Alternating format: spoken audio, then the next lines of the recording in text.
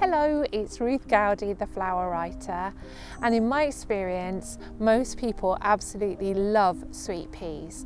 So today I'm going to show you how to grow your own sweet peas, be it in your garden or in a container in your garden. You don't need too much space and they're relatively easy to grow. There are plenty of sweet peas to choose from.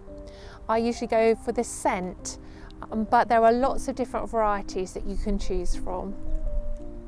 Once you've picked your favourite, if it's early in the year, January, February or March, you can get ahead by planting your seeds indoors, in a greenhouse and just leaving them on the windowsill to grow. It's very easy to follow the instructions on the packet. Here at the nursery, we grow about 10 seeds to a pot. I'm going to show you how to plant the seeds out or how to plant your seedlings out too. First of all, I'm going to talk about where to grow your sweet peas. You need to have a lovely sunny spot, but it's really important that sweet peas have somewhere where they can really put their roots down. They have long, deep roots.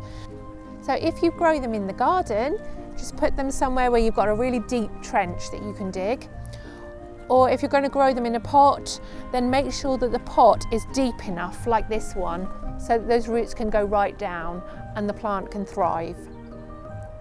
I've just used a multi-purpose peat-free compost here in this pot. You will need to water really well because sweet peas love water and a little bit of food now and again as well. So something like a tomato food or a Grow More simple fertiliser.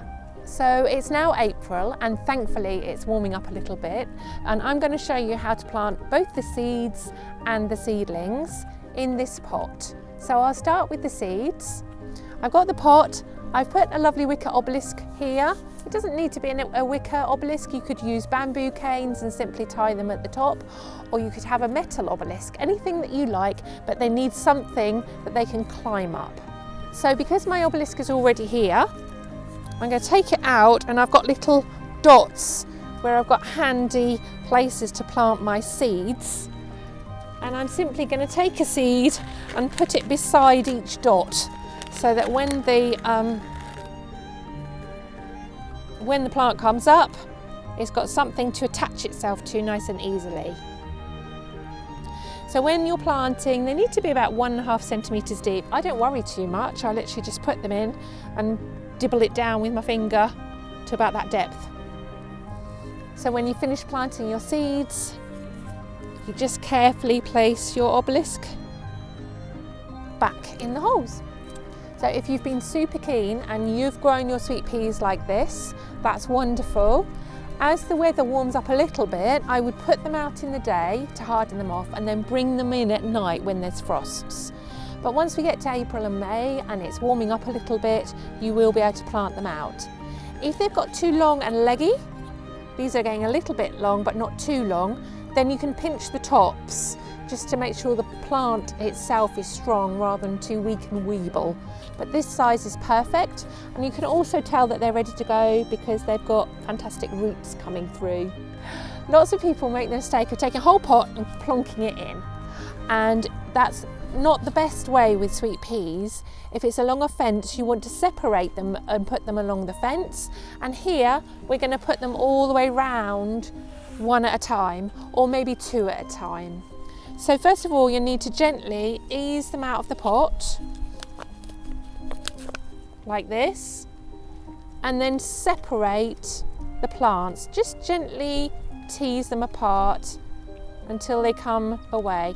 You might feel the roots just popping a little bit, but just be gentle and have faith and they'll come apart. So I would probably plant something like that as one. So it depends how big your obelisk is. If there was space, I would have planted these on the outside here, but because it's quite tight, I'm going to take the obelisk off and I'm just going to plant. I can see where these footprints are, so I'm just going to plant these gently in each spot between those feet all the way around. So I'm just going to put the obelisk back between my seedlings very carefully. There we are. So don't forget to give them a really good water and a really good soak when you start. Don't forget to use a rose so that they don't all wash away. Every couple of weeks, add a little bit of liquid feed into the water just to make sure you have strong plants and good flowers. And don't forget, when your flowers come, the more you pick, the more flowers you will have.